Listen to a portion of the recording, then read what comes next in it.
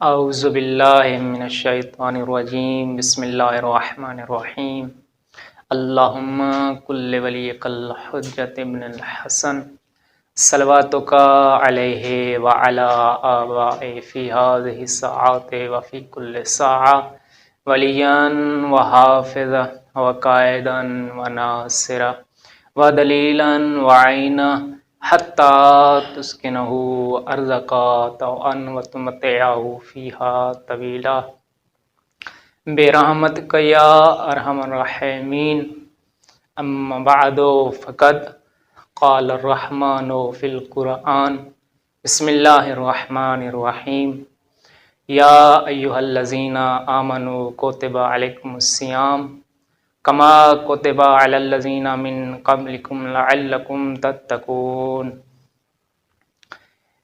مومنین کرام، ذات پروردگار نے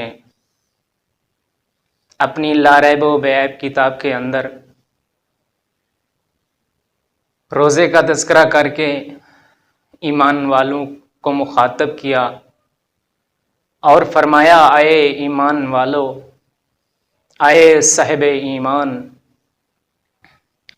روزے تم پر اسی طرح فرض کیے گئے ہیں جس طرح پہلی امتوں پر فرض کیے گئے تھے، لعلکم تتقون، تاکہ تم تقوی اختیار کر سکو۔ مومنین کرام، آج ہماری بات ہے مبطلات روزے کے بارے میں۔ مبطلات روزے کی 9 اقسام ہیں، اور ایسی 9 اقسام ہیں کہ جن کے استعمال کرنے سے روزہ باطل ہو جاتا ہے۔ ان میں پہلی قسم ہے کھانا۔ روزے کی حالت میں آپ جو چیز بھی کھائیں گے، حتیٰ کہ وہ مٹی ہی کیوں نہ ہو، تو آپ کا روزہ باطل ہو جائے گا۔ دوسری قسم ہے پینا۔ آپ روزے کی حالت میں جو بھی چیز پئیں گے، جو بھی چیز پینے کی ہو وہ پئیں گے تو آپ کا روزہ باطل ہو جائے گا۔ اور تیسری چیز ہے مباشرت، یعنی جماع کرنا۔ مباشرت کرنا، اس سے منی خارج ہو یا نہ ہو، مباشرت کے خاص مقدار تک کرنے سے روزہ باطل ہو جاتا ہے، اور جان بوجھ کر مباشرت کرنے سے اور خاص مقدار تک دخول کرنے سے، چاہے منی نکلے یا نہ نکلے، روزہ باطل ہو جاتا ہے۔ اور چوتھی چیز ہے اللہ اور اہل بیت علیہ السلام پر جھوٹ باندھنا، یعنی اللہ اور رسول اور ائمہ علیہ السلام پر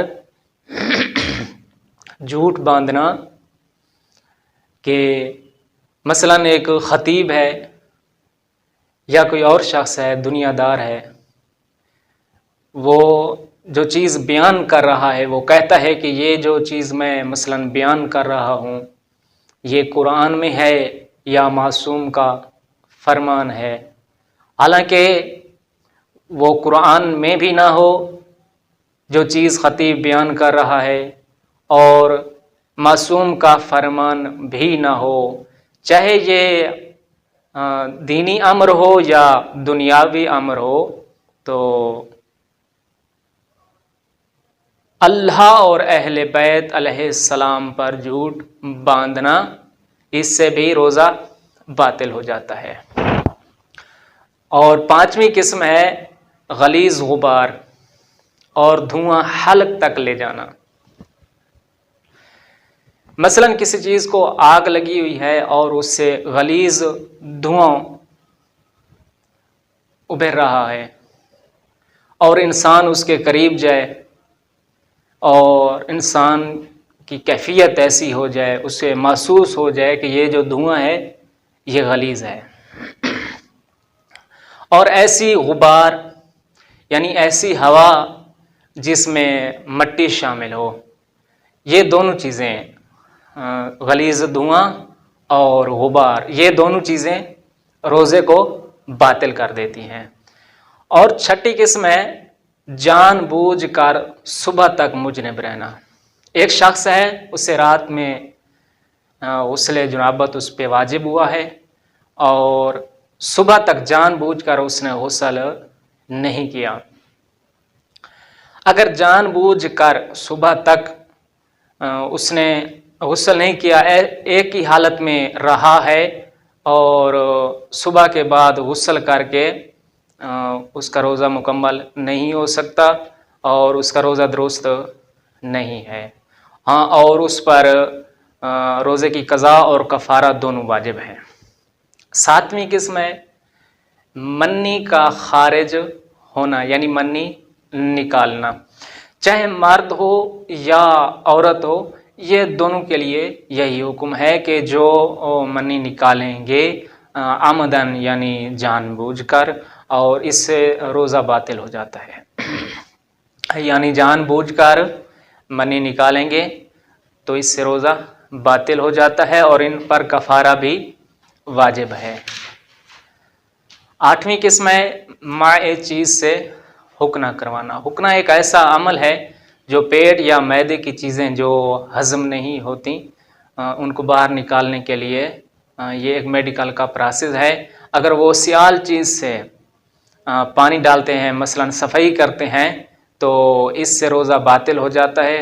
اگر وہ خشک چیز سے صفائی کرتے ہیں تو اس سے روزہ باطل نہیں ہوتا۔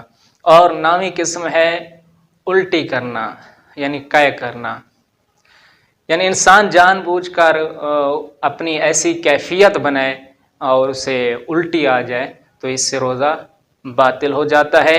اور مرجع تقلید آغا سید علی سستانی صاحب کے نزدیک روزے کی حالت میں سر پانی میں ڈبونے سے روزہ باطل نہیں ہوتا، لیکن شدید مکروہ ہے، یعنی ثواب میں کمی آ جاتی ہے، شدید مکروہ ہے۔